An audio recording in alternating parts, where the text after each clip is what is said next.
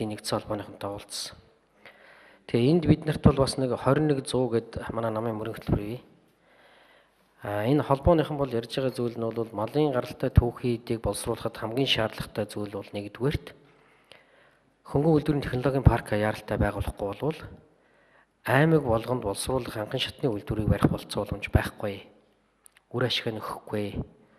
Монгол улсад нэг жилд нэг 8,000 тонноор нэг 400-аас 500,000 тонноос нэг 10 сая ширхэг арьс боловсруулж байна. Боловсруулах хүчин чадал манайд 100% байна, хангалттай байна. Тийм учраас энэ хөнгөн үйлдвэрийн технологийн парк буюу энэ эмээлтийн технологийн парк хизээ ашиглалтанд орох вэ? Энийг хизээ хийж одоо эхлүүлэх вэ гэдэг асуудлуудыг нэлээд чухлаар тавьж байгаа. Энэ талаар нэг хариулт өгөөч. Хоёр дахь нь дулааны аргаар боловсруулсан энэ махыг бол экспортлох бололцоо боломжтой Хятад жирхийг өгсөн байна, Оросд жирхийг өгсөн байгаа. Тэгэхээр энэ дулааны аргаар боловсруулах юм бол бид нар энэ түүхийгээр мах экспортлох биш, боловсруулад нэмэн өртөх шингээгээ боловсруулах бололцоо боломж байна.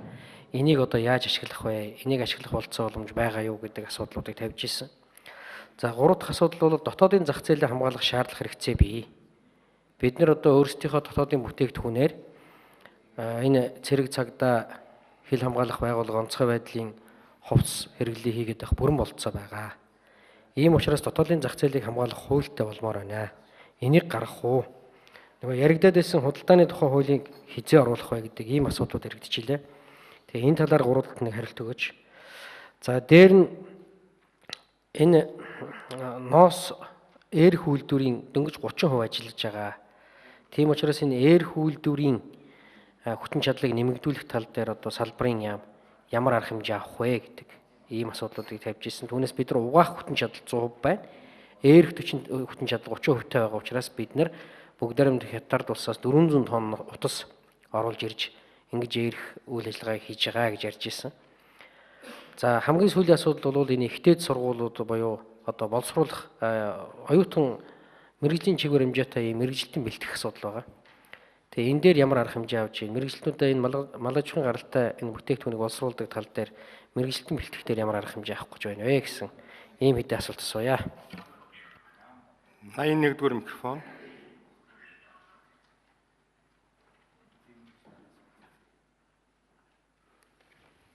За дамжууч хэрэгшийн асуултанд хариулъя.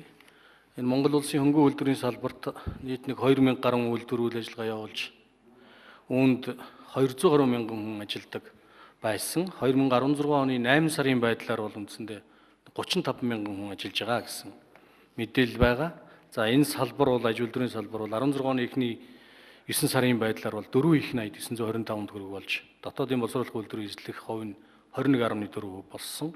Энэ нодингийн үетэй харьцуулах юм бол 15%-аар буурсан ийм үзүүлэлттэй байгаа. За тэр аж үйлдвэрийн паркийн хувьд бол бид нар тэр цэвэрлэх байгууламжийн асуудал байгаа манай энэ харьгаа гэдэг.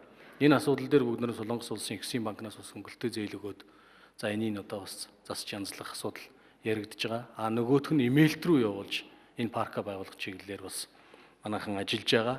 За бид бас энэ ноос ноолуур боловсруулах үйлдвэрийнхаа салбарын төлөөлөлтөд удаа дараа уулзалт хийсэн. За манай боловсруулах үйлдвэр гэх юм бол хэрвээ имэйлтэд энэ цэвэрлэх байгууламжаа байгуулад өгвөл бид үйлдвэрээр нөлөөлөхөд бол бэлэн байна гэсэн ийм хариуг өгж байгаа. Яамч гэсэн бодоо бас яг ийм бодлоготой байгаамаа. За хөнгөн үйлдвэрийг бол одоо бид бас төрөөс дэмжиж энэ үндэсний үйлдвэрүүдэд хамгаалах чиглэлийн бодлогоодыг бас засгийн газраас явуулж байгаа. За саяхан гэхэд бид Монгол Улсын засгийн газрын тогтоол гарч үндэсний үйлдвэрлэлийн бүтээгдэхүүнүүдийг дотоодын худалдаа авалтаар дэмжих засгийн газрын тогтоол гарсан. Энэ ажлын хүрээнд бол хүнс үдээж буй яам хөнгөн үйлдвэрийн салбарынхантайгаа уулзаж за мөн дотоодын төрийн болон төрийн өмчит компаниудтайгаа харилцан хооронд нь худалдаа авах гэрээнүүдийг хийлгэж байгаа. Одоогийн байдлаар бас нэг 10-аад байгууллагууд манай 10-аад аж ахуйн нэгжүүдтэй гэрээ байгуулчихсан явж байгаа.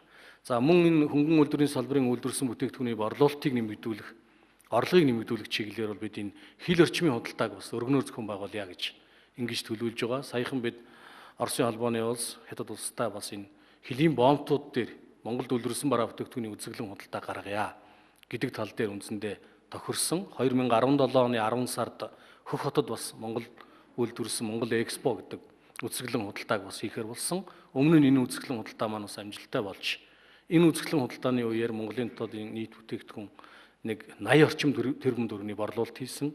За мөн Сүхбаатар аймгийн Бичгтийн бомтоор бас Монголд үйлдвэрлэсэн бараа бүтээгдэхүүний худалдаа хийсэн. бас нэг 9 орчим тэрбум төгрөгийн борлуулалтууд хийсэн. Ийм учраас бол энэ хил орчмын худалдааг бас нэлээд дэмжиж ажиллана гэж ингэж бодож байгаа. Хөнгөн үйлдвэрийн салбар бол өөрөө хөдөөжхөн бүтээгдэхүүн түгээх дээр суурилсан байдаг учраас бас манай энэ малын ашиг шим үржилийн бодлоготой холбоотой түүхий эдийн бэлтгэлтэй холбоотой бас хүндрэл бэрхшээлүүд нэлээд бий. Түүхий эдийн бэлтгэл дээр нь энэ чанар стандартын байдал нь бол манай хөнгөн үйлдвэрийн хөгжилд бас нэлээд сөргөөр тусгагдж байгаа ийм асуудлууд байгаа.